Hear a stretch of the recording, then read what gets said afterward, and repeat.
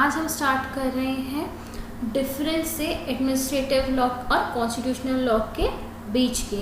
अब देखते हैं कि एडमिनिस्ट्रेटिव लॉ और कॉन्स्टिट्यूशनल लॉ में डिफरेंस क्या है। वैसे एडमिनिस्ट्रेटिव लॉ कॉन्स्टिट्यूशनल लॉ का ही पार्ट है, वो वहीं से आया हुआ है। हमारे कॉन्स्टिट्यूशन के आर्टिकल से ही एडमिनिस्ट्रेटिव लॉ बना है और वो चल रहा है। पर देखते हैं कि दोनों में डिफरेंस क्या है। पहला है कि एडमिनिस्ट्रेटिव लॉ एक स्पीशी है कॉन्स्टिट्यूशनल लॉ का, जबकि कॉन्स्टिट्यूशनल लॉ एक जीनस है। मतलब कॉन्स्टिट्यूशनल लॉ का जो स्फीयर है वो बहुत वाइड है। वो जुरिस्डिक्शन भी देख रहा है, वो लेजिस्लेचर भी देख रहा है, वो एग्जीक्यूटिव भी देख रहा है, वो एडमिनिस्ट्रेशन भी देख रहा है। और एडमिनिस्ट्रेटिव लॉ उसका बस एक स्पीशी है, एक बस पार्ट है। सेकंड, एडमिनिस्ट्रेटिव लॉ ऐसे ऑर्गेनाइजेशन से डील करता है जो कि मोशन में है, जबकि कॉन्स्टिट्यूशनल लॉ डील करता है स्टेट के अलग अलग ऑर्गन्स के साथ। थर्ड, एडमिनिस्ट्रेटिव लॉ डील करता है फंक्शंस के साथ जो कि स्टेट में होते हैं फंक्शंस, और कॉन्स्टिट्यूशनल लॉ डील करता है स्ट्रक्चर के साथ, स्टेट के स्ट्रक्चर को डील करता है कॉन्स्टिट्यूशनल लॉ। फोर्थ है कि एडमिनिस्ट्रेटिव लॉ सबऑर्डिनेट है कॉन्स्टिट्यूशनल लॉ का, और कॉन्स्टिट्यूशनल लॉ है हाईएस्ट। एडमिनिस्ट्रेटिव लॉ डील करता है पावर्स और फंक्शन से जो कि एडमिनिस्ट्रेटिव अथॉरिटी के पास है। ये फिफ्थ डिफरेंस है। और कॉन्स्टिट्यूशनल लॉ गाइडलाइंस प्रोवाइड करता है जनरल प्रिंसिपल्स के साथ, जो ऑर्गेनाइजेशंस की पावर्स और ड्यूटीज़ बताती है स्टेट में, और उनके रिलेशनशिप को भी मेंटेन करती है सिटीजन और स्टेट के बीच। जो कॉन्स्टिट्यूशनल लॉ है वो सारे ब्रांच ऑफ लॉ को टच करता है जो अपने कंट्री में है।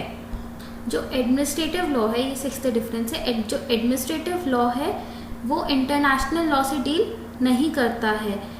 एडमिनिस्ट्रेटिव लॉ सिर्फ एक्सक्लूसिवली पावर्स ऑफ फंक्शंस के साथ डील करता है एडमिनिस्ट्रेटिव लॉ के। और कॉन्स्टिट्यूशनल लॉ हमें गाइडलाइंस देता है इंटरनेशनल रिलेशंस को लेके। नेक्स्ट है ड्रॉइट एडमिनिस्ट्रेटिव। जो ये ड्रॉइट एडमिनिस्ट्रेटिव है ये फ्रेंच एडमिनिस्ट्रेटिव लॉ है, जिसका मतलब है कि एक ऐसी बॉडी जो रूल्स बनाती है और संगठन का निर्धारण करती है, पावर्स एंड ड्यूटीज जो पब्लिक एडमिनिस्ट्रेशन की है, और रिलेशन रेगुलेट करती है एडमिनिस्ट्रेशन का और कंट्री के सिटीजन्स का, मतलब दोनों के बीच का रिलेशन रेगुलेट करती है। ये मीन्स जो ड्रॉइट एडमिनिस्ट्रेटिव है वो पार्लियामेंट द्वारा बने रूल्स एंड प्रिंसिपल्स को नहीं रिप्रेजेंट करती है।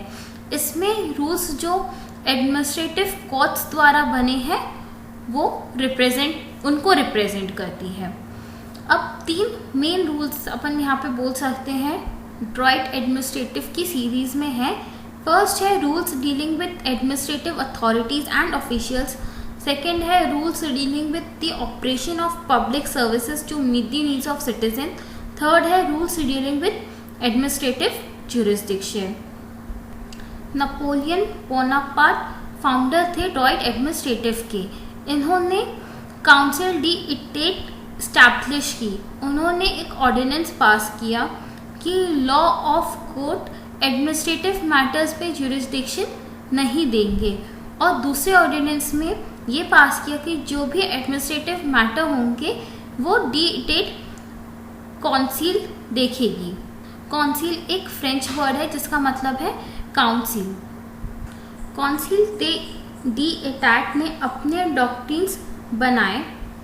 ये ना ही आर्बिट्रेटरी पावर्स को जस्टिफाई करता है और ना ही सिटीजन्स की लिबर्टी की फील्ड को नैरो करता है, पर हेल्प करता है कि सिटीजन्स को एडमिनिस्ट्रेशन की जातियों से बचाए। देखते हैं काउंसिल डी इटेट के बारे में। तो फर्स्ट है कि ये बना था जुडिशियल और एडमिनिस्ट्रेटिव वर्क्स के लिए। ये सजेशन और ओपिनियंस भी देता है गवर्नमेंट को जनरल एडमिनिस्ट्रेटिव मैटर्स में। काउंसिल डी इटेट में 4 जुडिशियल ऑफिशियल्स हैं। पहले हैं एक प्रेसिडेंट, सेकंड है वाइस प्रेसिडेंट जिनकी रिक्वायरमेंट नंबर्स के हिसाब से रहती है। थर्ड है डिफरेंट डिपार्टमेंट्स के प्रेसिडेंट, और फोर्थ है ऑडिटर्स।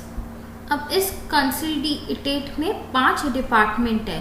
पहला डिपार्टमेंट है फाइनेंस का, सेकंड डिपार्टमेंट है जनरल कंस्ट्रक्शन का, थर्ड है सोशल डिपार्टमेंट, फोर्थ है होम डिपार्टमेंट और फिफ्थ है डिपार्टमेंट ऑफ जस्टिस। जो इस डिपार्टमेंट्स के हेड होते हैं उनको प्रेसिडेंट बोलते हैं मेन, और जो मेन हेड होते हैं कंसोलिडेटेड के वो फ्रांस के पीएम होते हैं, और अगर उनकी एब्सेंस में अगर वो ना हो तो मिनिस्टर ऑफ जस्टिस एक्ट करते हैं प्रेसिडेंट की तरह। अब ऑडिटर भी यहाँ पे 2 टाइप के हैं, एक है मास्टर ऑफ पेटिशंस एंड दूसरे हैं काउंसिल ऑफ स्टेट, मतलब मास्टर ऑफ पेटिशंस और काउंसिल ऑफ स्टेट। काउंसिल ने बहुत वाइड पावर्स दिए हैं ओवर एडमिनिस्ट्रेटिव ट्रिब्यूनल, और काउंसिल मेरिट ऑफ क्वेश्चंस और फैक्ट दोनों में जाता है। काउंसिल लीगैलिटी और प्रॉपर्टी को चेक करने के लिए हर केस को एंटरटेन करता है रिसेशन और रिवीजन के टाइम पूरे इंटरेस्ट के साथ। स्टैट्यूट्स के रिगार्ड में फॉर्मली यही कहा है कि जो भी बिल इंट्रोड्यूस होंगे पार्लियामेंट में गवर्नमेंट द्वारा वो काउंसिल की एडवाइस के लिए भी सबमिट होंगे। पार्लियामेंट की मर्जी है कि वो एक्सेप्ट करेगी या मना करेगी, ये पार्लियामेंट की चॉइस है।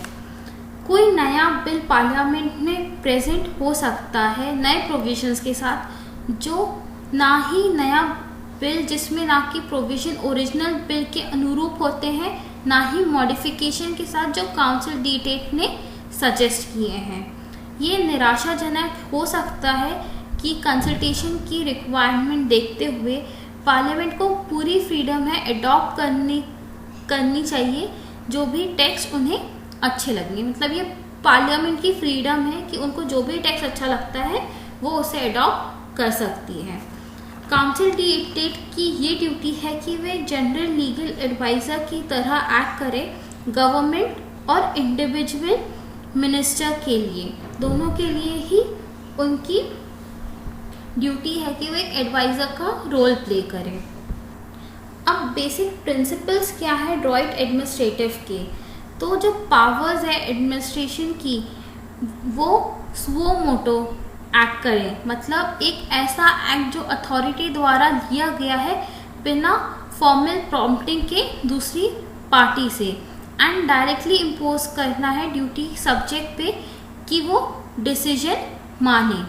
सेकंड है एडमिनिस्ट्रेशन की जो पावर है डिसीजन की एंड एग्जीक्यूट करने की सुओ मोटो वो एक्सरसाइज हो सकती है स्कोप ऑफ लॉ के अंदर, जो इंडिविजुअल की लिबर्टीज़ को प्रोटेक्ट करता है एडमिनिस्ट्रेटिव के अगेंस्ट। यहाँ एडमिनिस्ट्रेटिव के अगेंस्ट मतलब है एडमिनिस्ट्रेटिव अथॉरिटीज़ के अगेंस्ट। थर्ड है एग्जिस्टेंस जो कि स्पेशलाइज्ड एडमिनिस्ट्रेटिव जुरिस्डिक्शन की है। अब एक बोलता है कि जो एडमिनिस्ट्रेटिव जुरिस्डिक्शन है वो उसका डिसीजन रिलेट करता है सुपीरियर कंट्रोल को जो कंसोलिडेटेड के हैं, और दूसरा बाय मींस ऑफ अपील। जो प्रिंसिपल कंसोलिडेटेड द्वारा दिए गए हैं जो एडमिनिस्ट्रेटिव डिसीजंस बनाते हैं या राइट ऑफ अपील है कंसील से, जहां लॉ साइलेंट है, और अगर वो प्रोवाइड करता है तो ट्रिब्यूनल्स फाइनल अथॉरिटी ट्रिब्यूनल्स के पास है। इसकी अच्छी बात है कि एक इंडिपेंडेंट बॉडी रिव्यू करती है सारे एडमिनिस्ट्रेटिव एक्शंस का। कंसोलिडेटेड फेमस सिविल सर्वेंट्स से बनी जो वैरायटी ऑफ मैटर्स को डील करते हैं, जैसे claim for damages, wrongful act और government servant income etcetera. Droit administrative कुछ ज़्यादा मतलब अच्छा सक्सेस हुआ था रूल ऑफ लॉ के सब्जेक्ट में। अब देखते हैं कि क्या फैक्टर्स थे कि जिस कारण ड्रॉइट एडमिनिस्ट्रेटिव सक्सेसफुल हो पाया। तो पहला था उसका कंपोजिशन इटसेल्फ, मतलब कंपोजिशन जिससे वो बना हुआ था, जो फंक्शंस जो ड्रॉइट एडमिनिस्ट्रेटिव ने पहले से अपने इसमें रखे थे। सेकंड है फ्लेक्सिबिलिटी केस लॉ की।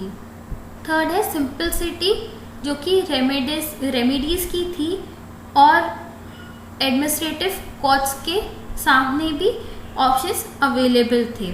4, जो प्रोसीजर स्पेशल प्रोसीजर कोर्ट्स ने इवैल्यूएट किया।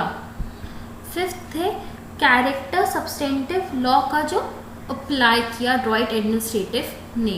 तो ये 5 फैक्टर्स थे जिस कारण ड्रॉइट एडमिनिस्ट्रेटिव लॉ सक्सेसफुल हो पाया रूल ऑफ लॉ के सब्जेक्ट में।